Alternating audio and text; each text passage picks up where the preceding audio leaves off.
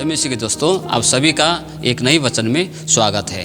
दोस्तों, मनुष्य की आयु की 4 अवस्थाएं होती है और वो है बाल्य अवस्था, किशोर अवस्था, यौवन अवस्था और वृद्ध अवस्था। मनुष्य इन चारों अपनी आयु की अवस्थाओं में विभिन्न प्रकार से जीता है। उसका विभिन्न प्रकार का रवैया होता है, विभिन्न प्रकार की क्रियाकलापें होती है। बाइबल में प्रभु का दास पौल ने इस प्रकार से कहा है। 1 कोरिन्थी 13वां अध्याय 11 पद में इस प्रकार से कहता है, जब मैं बालक था तो बालकों के समान बोलता था और बालकों का सा मन था, बालकों की सी समझ थी, परंतु जब सियाना हो गया तो बालकों की बातें छोड़ दी। प्रेरित पौल कहता है कि जब मैं बालक था तो मेरा रवैया, मेरे क्रियाकलापें अलग हुआ करता था। जब मैं बड़ा हो गया तो मैंने उन सारे क्रियाकलापों को, उन सारे कार्यों को मैंने छोड़ दिया। इस प्रकार से पौलुस कहता है। प्रियो, स्वोपदेशक 9 अध्याय का 10 पद को हम पढ़ते हैं तो वहाँ पर लेखक कहता है कि तेरे हाथ में जो काम है उसे शक्ति भर करना, क्योंकि जहाँ तू जाने वाला है वहाँ तू कुछ करना पाएगा। प्रिय दोस्तों, इसका कहने का मतलब है तुम्हारे पास में आज जो है उसे तुझे प्रयोग करना चाहिए, उसे तुझे काम में लाना चाहिए। नहीं तो ऐसा भी एक समय आएगा, ऐसा भी एक अवसर आएगा, ऐसी भी एक आयु की अवस्था होगी जहां तुम कुछ नहीं कर पाओगे। मृत्यु का बात वहां पर उपदेश कहता है, जब तुम मर जाओगे, जब तुम इस संसार से चले जाओगे, जब तुम कब्र में चले जाओगे तो वहां कुछ नहीं होगा, कुछ नहीं कर पाओगे। उपदेश का कहना है कि आपके हाथ में जो कार्य है उस कार्य को आप उसी वक्त में करें, अन्यथा बाद में आपको वो मौका ना मिले। बाद में आप करना चाहेगा भी तो आप नहीं कर पाएंगे। प्रिय दोस्तों, सुसमाचार यूहन्ना 9 अध्याय में प्रभु यीशु ने एक जन्म के अंधे के आंखें खोलने से पहले अपने चेलों से कहा, जिसने मुझे भेजा है उसके काम को मुझे दिन ही दिन में करना है। ऐसी भी रात आएगी जिसमें कोई काम नहीं कर सकेगा। प्रिय मित्र, यहाँ पर प्रभु यीशु मसीह दिन और रात जब कहता है तो इस किन बातों की ओर संकेत करता है? मैंने आपको बताया, एक मनुष्य 4 अवस्थाओं में जीता है। बाल्य अवस्था, फिर किशोर अवस्था और यौवन अवस्था, फिर वृद्ध अवस्था। प्रिय दोस्तों, इन अवस्थाओं में मनुष्य के लिए अगर सबसे महत्वपूर्ण कोई एक अवस्था होता है तो वो यौवन अवस्था है, क्योंकि यौवन अवस्था में उसके पास सब कुछ होता है ना, सब कुछ होता है। अगर उस वक्त में वो कर ना पाए तो भविष्य में शायद वो कभी ना कर पाए।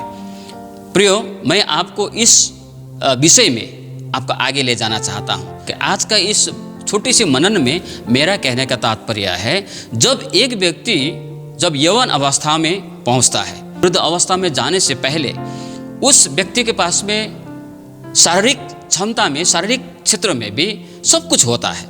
जैसे उदाहरण के लिए प्रभु ने यहाँ पर जो दिन का दिन जिसने मुझे भेजा है उसके काम को मुझे दिन ही दिन में करना आवश्यक है। वो रात आने वाली है जिस रात में कोई कार्य नहीं कर सकता है। ये दिन और रात किस बात को दिखाता है? ये दिन और रात, ये दिन है अवसर और रात है अवसर को खो देना। दिन का मतलब है आपके पास में जो शारीरिक बल है। यौवन अवस्था में आज आपके पास में जो शारीरिक बल है वो वृद्ध अवस्था में जाने के बाद में आपके पास में वो शारीरिक बल नहीं रहेगा। आप मेहनत नहीं कर पाएंगे, आप कार्य कर नहीं पाएंगे। और जब उस अवस्था में जब पहुंचते हैं तो उसे हम वृद्ध अवस्था में कहते हैं, या तो रात कह सकते हैं। इसलिए आज यदि आपके पास में शारीरिक बल है, शारीरिक ताकत है, तो उसका आपको प्रयोग करना है, मेहनत करते हुए, कार्यों को करते हुए, क्योंकि एक समय ऐसा आएगा जहां पर आप चाह कर भी आप नहीं कर पाएंगे। क्यों? क्योंकि आपका शारीरिक अवस्था शारीरिक जो बल है वो आप खो चुके होंगे। आप चाह कर भी, आप चाहते होंगे कार्य करने के लिए, मेहनत करने के लिए, लेकिन आप कर नहीं पाएंगे। जवानी अवस्था में आज शायद आपका आंख अभी तेज होगा, आपको चश्मे की आवश्यकता नहीं है। आप दूर से भी किसी को, आप काफ़ी दूर से भी लोगों को आप पहचानते होंगे। आज आपके पास में आंखों की रोशनी सही है, आप आसानी से पढ़ सकते हैं किसी भी चीज़ को, किसी भी पुस्तक को आसानी से पढ़ सकते हैं। तो ऐसा भी एक समय आएगा, ऐसे भी रात आने वाली है जहाँ पर आप चाह कर भी पुस्तक नहीं पढ़ पाएंगे, चाह कर भी आप उन चीज़ों को देख नहीं पाएंगे जो आप अभी देखते हैं। हो सकता है कि आज आपकी बोलने की ताकत, बोलने की क्षमता जो है आपका स्पष्ट हो, आप बेधड़क आप बोलते होंगे, आपकी आवाज़ में स्पष्टीकरण है। जब आप बोलते हैं लोगों को समझ में आता है, जब आप बोलते हैं, जब आप गवाही देते हैं, जब आप पाठ करते हैं तो लोगों को स्पष्ट सुनाई देते होंगे। लेकिन एक समय ऐसा भी आएगा कि आप चाहकर भी, जैसे उपदेशक कहता है, दांतों के गिरने के कारण, शरीर में दुर्बलता आने के कारण आप जो बोलना चाहते हैं आप बोल नहीं पाएंगे। आप बोलेंगे भी तो सुनने वालों को समझ भी नहीं आएगा कि ये क्या बोल रहा है, क्योंकि आपकी जो शरीर है वो कमज़ोर पड़ चुका होता है। आपके मुंह में दांत भी नहीं हो सकता, दांत की कमी होने के कारण भी आपका जो उच्चारण है वो सही नहीं हो सकता, लोगों को समझने में समस्या हो सकती है। लेकिन आज आपके पास में बोलने की ताकत है, बोलने की क्षमता है, पढ़ने की क्षमता है, तो ये दिन रहते ही, ये अवसर रहते ही आपको पढ़ना चाहिए। हो सकता है आज आपके पास में सुनने की कान हो, आप जो सुनते हैं आप स्पष्ट सुनते होंगे, लेकिन एक समय ऐसा भी आएगा आप चाहकर भी आप सुन नहीं पाएंगे। लोग आपके नज़दीक में आके आपको चिल्ला चिल्ला के कहना पड़ेगा, बताना पड़ेगा, लोग ऐसा नहीं करेंगे। एक समय ऐसा भी आएगा, आज आपके पास में सुनने की ताकत हो, शायद आप दूर से सुन सकते हैं, लेकिन एक समय ऐसा भी, एक आयु ऐसे भी आएगी आप चाहकर भी सुन नहीं पाएंगे। आप अभी, आपका हाथ सही है, आप लिख सकते हैं। अगर आप लिख सकते हैं तो आपको लिखना है, क्योंकि आपके शरीर में ताकत है, आपके हाथों में ताकत है। लेकिन एक ऐसा भी समय आ रहा है आपके जीवन में, उस वक्त में शरीर कमजोर पड़ने के कारण, हाथ के थरथरे के कारण आप लिखना भी चाहे तो आप लिख नहीं पाएंगे। आपके पैरों में आज ताकत है, आप चल के काफी दूर तक जा सकते हैं, आपके पैर सही सलामत है, आपका शरीर में ताकत है। सेवा संगति में जाने से खुद को न रोके, जितना बार हो सके, जितनी बार संगति में जाने का आपको मौका मिले आप जरूर जाएं। क्यों? आज आपके पास में, आपके पैर में ताकत है। लेकिन एक ऐसा भी समय आएगा, एक ऐसी भी रात आ रही है जिसमें आप चाहकर भी आप चल नहीं पाएंगे, कि हमें दिन रहते ही, अर्थात हमारे शरीर में बल ताकत रहते ही हमें मेहनत करना है, मेहनत करते हुए आगे बढ़ना है।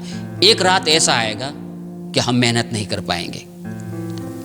आंखों की रोशनी, आज आपको चश्मा लगाने की जरूरत न होगी, आप देख सकते हैं, परमेश्वर के वचन को देखते हुए पढ़ें, चश्मे की जरूरत नहीं। लेकिन एक समय ऐसा आएगा चश्मे लगाने के बावजूद भी आप सही नहीं देख पाएंगे और पढ़ नहीं पाएंगे। इसलिए आज आपके लिए दिन है कि आप जितना हो सके, जितना आप पढ़ सकेंगे पढ़िए, परमेश्वर का वचन पढ़िए, बाइबल को पढ़िए, धर्मशास्त्र को पढ़िए, अब जितने आप पढ़ सकते हैं पढ़िए।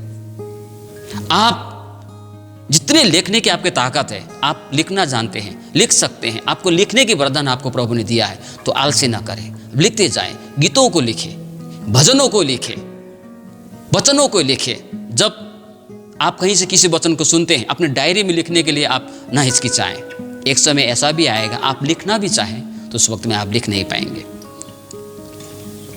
आज आपके पास में सुनने की क्षमता है, परमेश्वर के वचन को जितना आप सुन सकते हैं सुनिए, जितना सुन सकते हैं, टीवी से हो, मोबाइल से हो, प्रभु के दास के द्वारा प्रचार किए गए वचनों से हो, खुद के पढ़ने के द्वारा हो, क्योंकि हम भी खुद पढ़ते हैं, खुद भी सुनते हैं। लेकिन एक समय ऐसा भी आएगा प्रियो, ये सुनने की क्षमता जा सकती है। उस वक्त में आप सुनना भी चाहें, कान की सुनने की क्षमता जाने की वजह से आप ठीक से सुन नहीं पाएंगे। आज आपके पैर में ताकत है, संगति में जाइए जितना हो सके। इससे पहले कि ऐसा अवस्था आए, वृद्ध अवस्था में आप चाहे भी तो उस समय आपको ले जाने वाला ना हो, आप चल नहीं पाएंगे, उस वक्त में आप संगति के लिए तरसेंगे। लेकिन आज तो आपके पास में ताकत है, आपके पैर में ताकत है, आप मीलों जा सकते हैं, किलोमीटर, कई किलोमीटर चल के भी आप प्रभु की संगति में जा सकते हैं, प्रचार में जा सकते हैं, गवाही देने के लिए जा सकते हैं। इसीलिए प्रियो, ये अवस्था आने से पहले, ये दिन जो है आपके हाथ में है, वो रात आएगी आपकी जिंदगी में, तब आप चाह कर भी कुछ नहीं कर पाएंगे। इसलिए ये अवस्था आने से पहले, बाद में हमें पछतावा न हो कि काश मैंने उस वक्त में पढ़ा होता, काश मैं उस वक्त में गया होता, मैंने सुना होता, मैंने देखा होता, मैंने लिखा होता, मैं चल के प्रभु की संगति में गया होता। ये पछतावा आपको ना हो। इसलिए दिन रहते ही इन सारे कार्यों को करें। प्रभु इन छोटे से मनन में आप सभी को आशीष